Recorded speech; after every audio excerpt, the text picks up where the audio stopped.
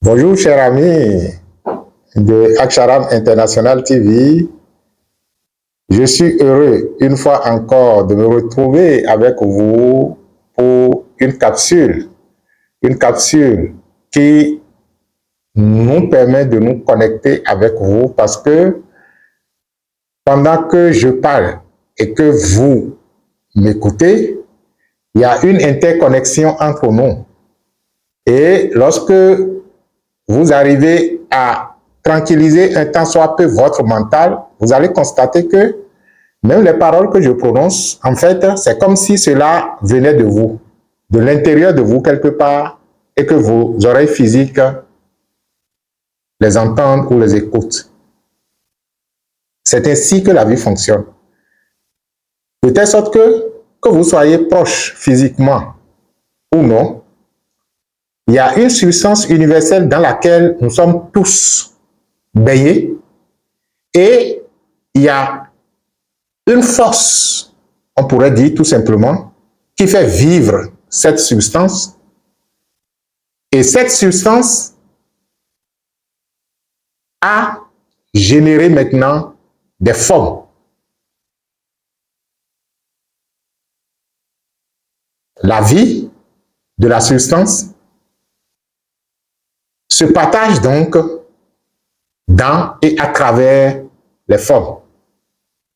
Ce qui fait que lorsque vous prenez une initiative dans quelle contrée que ce soit de l'espace, maintenant nous sommes des contemporains de l'incarnation sur Terre, je préfère qu'on s'en tienne là, c'est toute la substance qui sait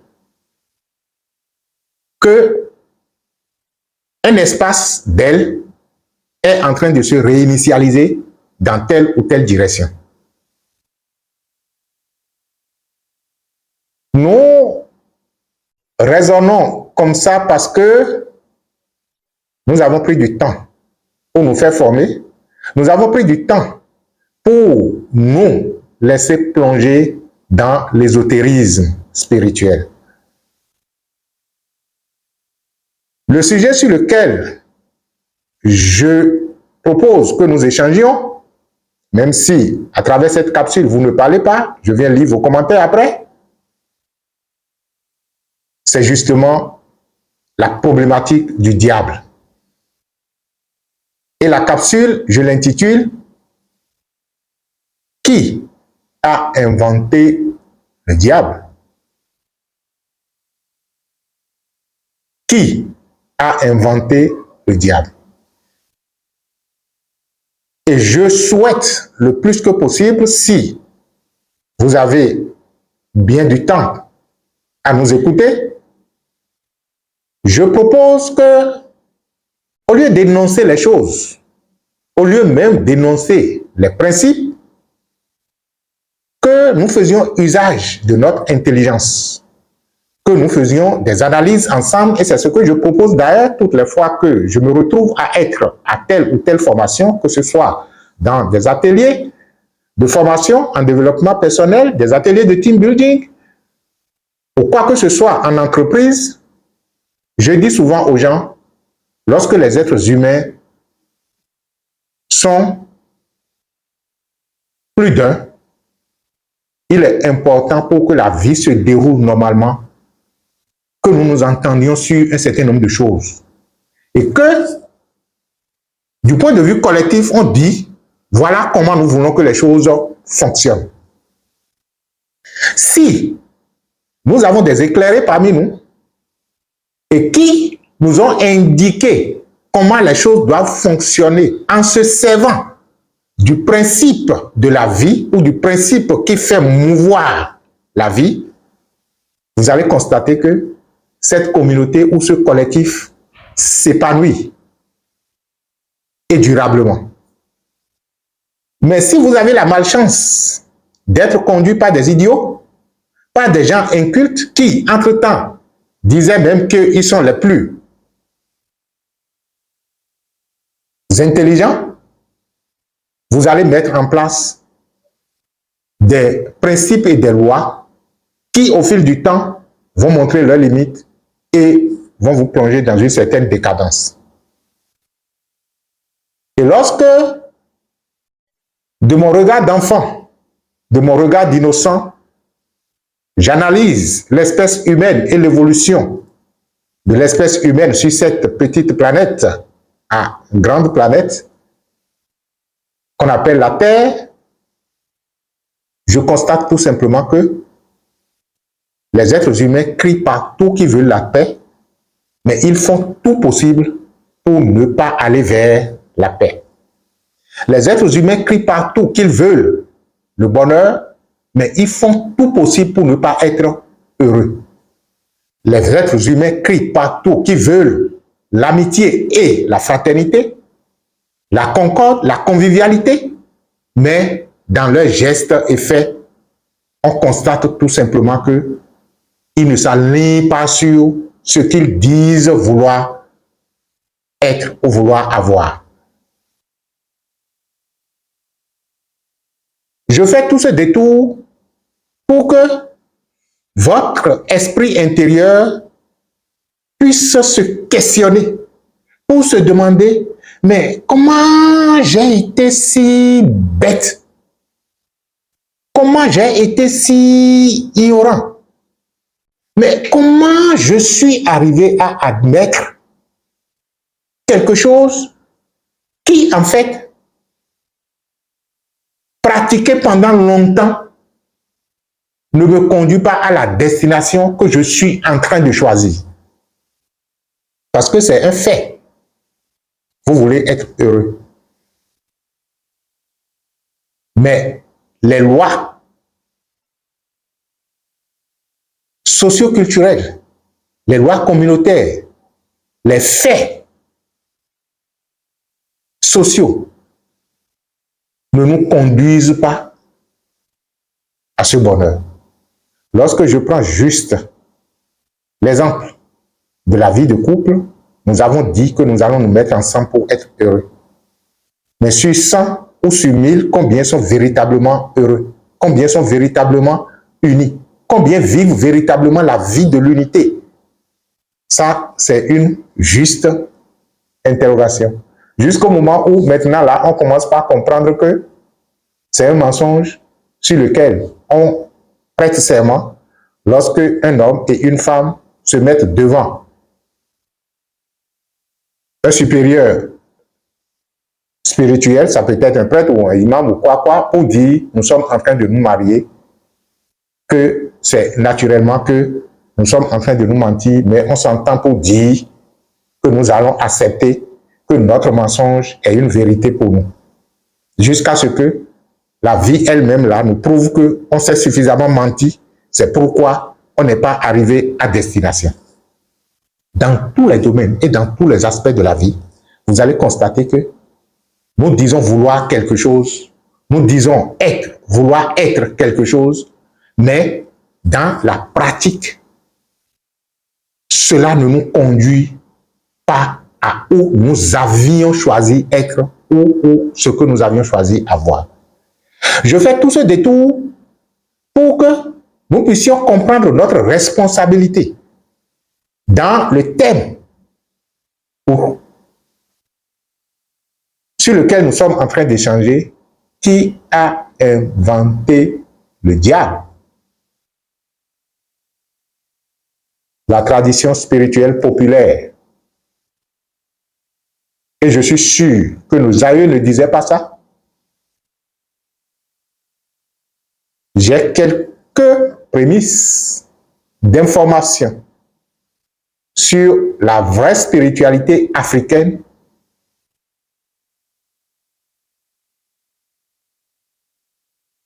et je suis certain que laissés à eux-mêmes, les communautés humaines, en tout cas de l'espace socio-culturel que constitue l'Afrique, ne voyaient pas si tant le diable quand finalement il est venu s'ériger sur le continent et un peu partout d'ailleurs, qu'il a créé, qu'il a inventé.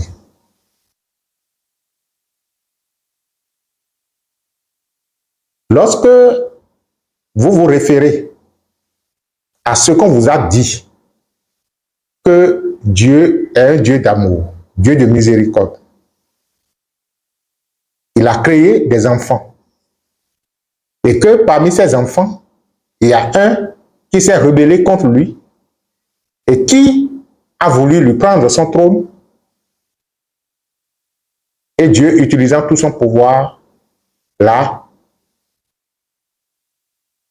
envoyé, c'est-à-dire l'a chassé de son royaume, et il s'est retrouvé à créer son royaume à lui, dans lequel il serait le Tout-Puissant.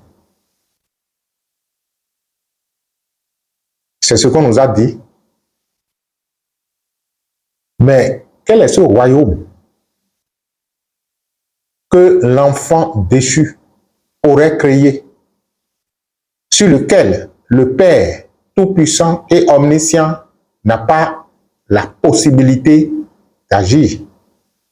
Cela veut dire que le pouvoir originel de l'être, qu'est le soi-disant Dieu qu'on nous a présenté, se trouve être limité par cet enfant-là qui lui a opposé un refus de collaboration et qui, par conséquent, a créé son univers.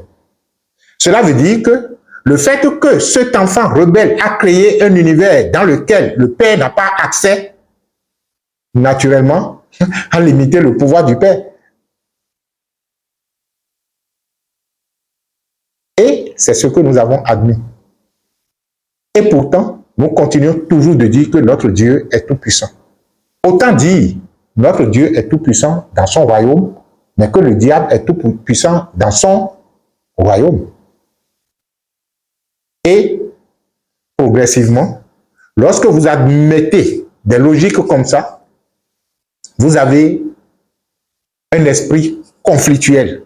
Un esprit conflictuel parce que la base même de votre croyance est déjà conflictuelle. Il va de soi que vous voyez ces peuples, ils sont toujours en guerre contre le mal. Je ne veux pas nommer un peuple, mais vous constatez que lorsque vous prenez la planète Terre, il y a des civilisations qui ont été toujours en avant des conflits, en avant des guerres, parce que justement leur esprit est un esprit conflictuel. Et si votre croyance de base est conflictuelle, même si le conflit n'existait pas, vous allez en créer. C'est ce que je dis souvent à nos étudiants. Je dis, mais si vous n'arrivez pas à régler la dualité en vous, vous allez générer des conflits partout, même s'il n'y en a pas. Parce que nous faisons toujours l'expérience de nos croyances fondamentales. Elle peut être inconsciente, et souvent c'est le cas. Mais ce n'est pas parce qu'une croyance est inconsciente qu'elle ne vous fait pas mouvoir. Elle vous fait mouvoir. Elle vous fait agir. Elle vous fait être.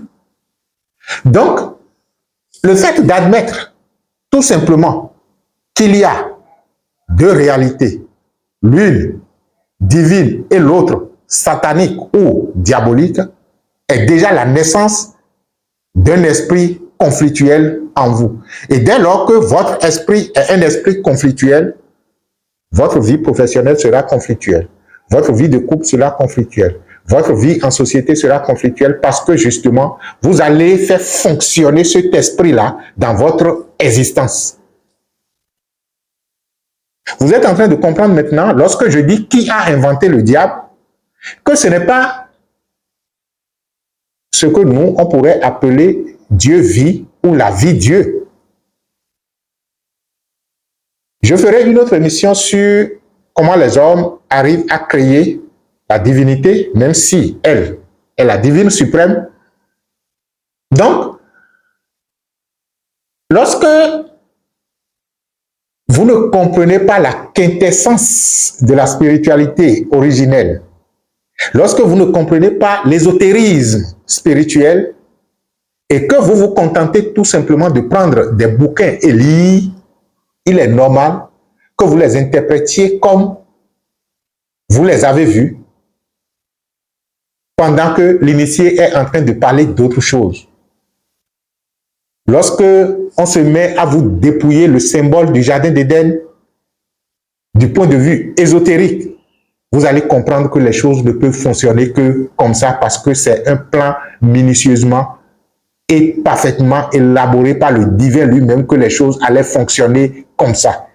Non seulement que les choses allaient fonctionner comme ça, que les choses ont toujours fonctionné comme ça et que les choses fonctionneront toujours comme ça. Le jardin d'Éden, c'est une scène perpétuelle. Ce sera une autre émission. Pour le moment, nous sommes en train de nous interroger sur qui a créé le diable.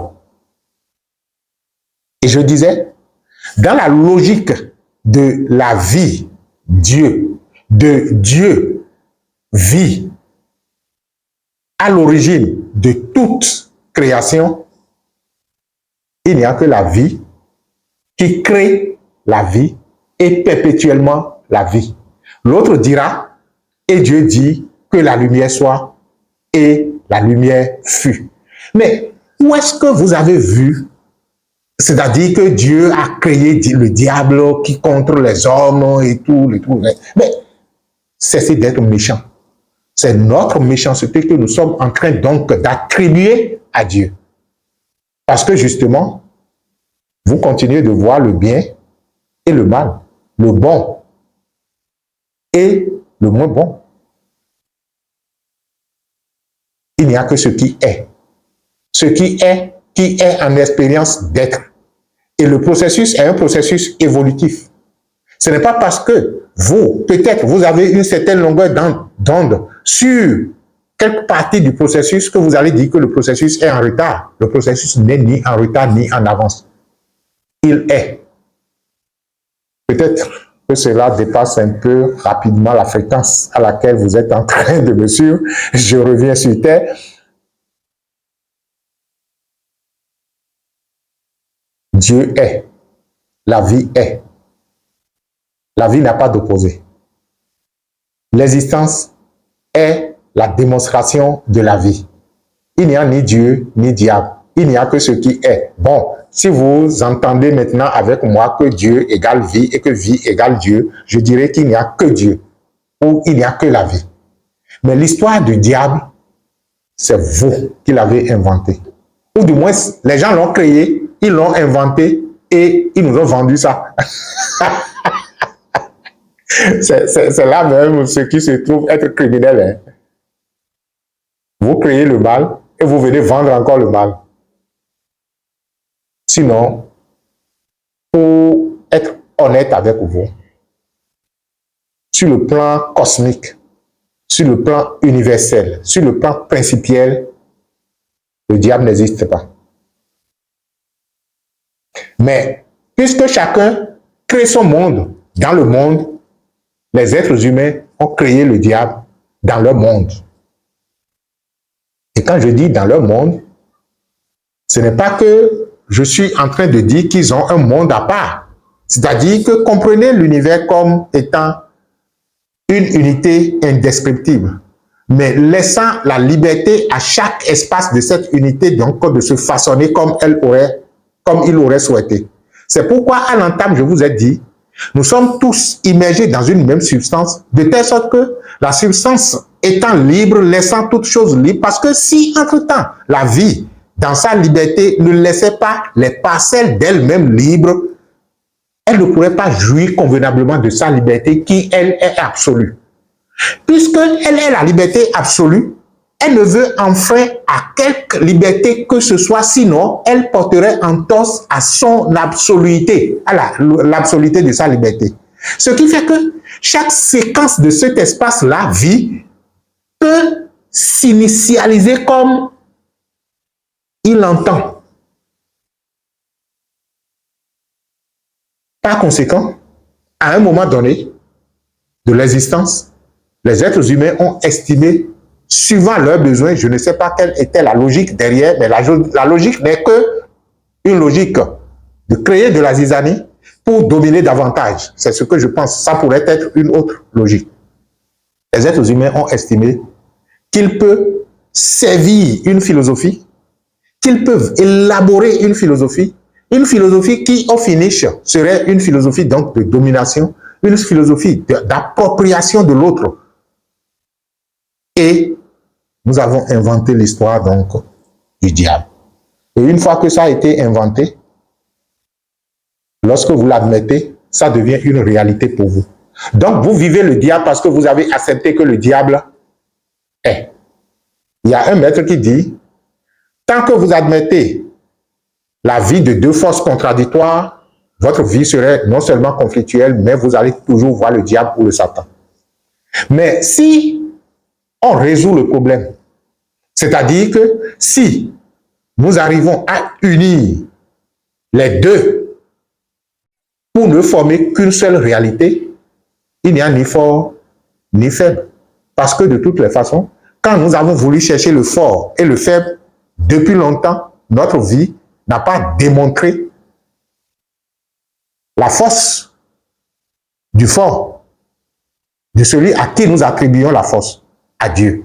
Si véritablement nous sommes arrivés à lui attribuer la toute-puissance, notre vie en serait un exemple. Mais voilà que nous avons dit que nous avons un Dieu qui est tout-puissant.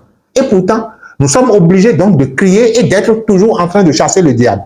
Mais sa toute-puissance n'est-elle pas arrivée à mettre au chaos le diable? Et pourquoi on est obligé de revenir encore si tant là-dessus pour être en train de crier, pour être en train de jacasser? Il y a des églises dans lesquelles vous avez... Et je me demande même, est-ce que ceux-là s'écoutent? Le jour où ils pourront s'asseoir et s'écouter dans leur prière, ils cesseront de se troubler parce que c'est véritablement du déséquilibre. Entre-temps, nous avons fait une intervention sur les prières tonitruantes, le maître Elmansi Ogosson et moi. La capsule est toujours sur la chaîne. Vous pouvez vous référer à ça pour comprendre en fait le déficit en chaque personne qui l'amène à toujours être en train de crier alors que la véritable prière se retrouve être dans la réalisation de la paix en soi. Et à partir de la paix en soi, on élabore de nouvelles créations. Nous avons inventé le diable. Vous avez inventé le diable. Ou bien les gens ont inventé le diable et ils vous ont vendu le diable et vous l'avez acheté cher. Cher parce que au risque du déséquilibre total de votre vie. C'est ainsi que dans votre communauté religieuse, la femme peut être diable, l'homme peut être diable, les enfants peuvent être diable, ainsi de suite. Et il faut être toujours en train de lutter. Vous allez lutter toute votre vie. Quand vous allez vous décorporer, vous allez constater qu'il n'y avait rien de tout ça. Bon, pour un temps, vous allez continuer à vivre toujours l'illusion que vous êtes chassé ou que vous êtes en train de chasser le diable.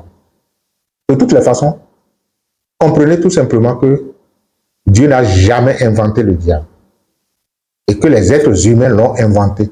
Ils l'entretiennent même. Parce que Dieu vous a donné la force d'inventer ce que vous voulez. Et nous avons utilisé cette force pour inventer une entité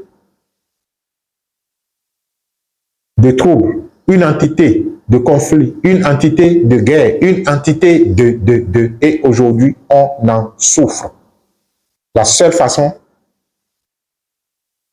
de retrouver la paix, c'est de réaliser tout simplement que c'est notre invention. Et puisque c'est notre invention, cela veut dire que nous avons le pouvoir créateur sur cette créature que nous avons créée. Nous l'avons rendue tellement réelle. Maintenant, il faut reprendre la pente et commencer donc par le rendre irréel. Si vous avez la possibilité de rester tranquille, de ressentir cette force de contre-performance en vous, cette force de conflit en vous, cette force donc de dialogue interne incessant en vous, et que sur la plateforme de votre Père, vous dites, je sais que tu as une illusion que j'ai inventée, une illusion que j'ai entretenue, mais maintenant je comprends. Je comprends que je suis le seul créateur qui t'a créé. Tu n'as pas de pouvoir sur moi. J'ai plutôt du pouvoir sur toi. Par conséquent, je t'ordonne, toi, l'opposé de moi. Jette-toi dans l'océan comme l'autre le dit. En fait, ce que je suis en train de dire, vous pouvez vous en approprier. Je le dis pour moi-même, parce que de toutes les façons, quand vous êtes né à une époque, la civilisation de l'époque vous influence. Donc, autant que vous, j'ai été influencé. La seule différence, c'est qu'à un moment donné, j'ai commencé par juste me poser des questions. Et ces questions m'ont amené à commencer par situer ma responsabilité sur l'échelle de l'évolution spirituelle et de l'évolution humaine. Et nous avons commencé donc par travailler sur nous. Ce que je suis en train de vous dire, c'est en fait de comprendre que la vie, Dieu n'a pas inventé le diable. Mais vous l'avez inventé. Et puisque c'est vous qui l'avez inventé, vous pouvez donc le défaire. Il est en vous. Sinon, il n'est nulle part, même sur la terre. Mais puisqu'il est en vous, il peut prendre maintenant des formes à travers des êtres humains qui vibrent à la fréquence donc de ces conflits-là ou de ces dysfonctionnements pour naturellement venir vous faire encore du mal. Mais ça part d'abord de chaque personne. Je vous remercie d'avoir compris que vous êtes le seul et unique inventeur du diable et créateur du diable et que vous avez la responsabilité de le défaire. Et si vous ne le faites pas à cette incarnation, les énergies s'accumulent et à un moment donné, vous allez le faire.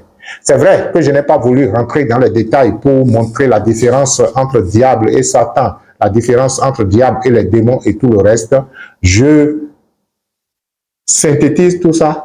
Tout ce qui entre en vous est contre votre paix intérieure, est contre votre bonheur, est contre votre épanouissement et qui naturellement trouve des répercussions à l'extérieur et qui viennent maintenant vous faire du mal ou vient vous envahir. Je regroupe tout ça là sur la terminologie du diable, même si je sais que ésotériquement, chaque détail a son sens.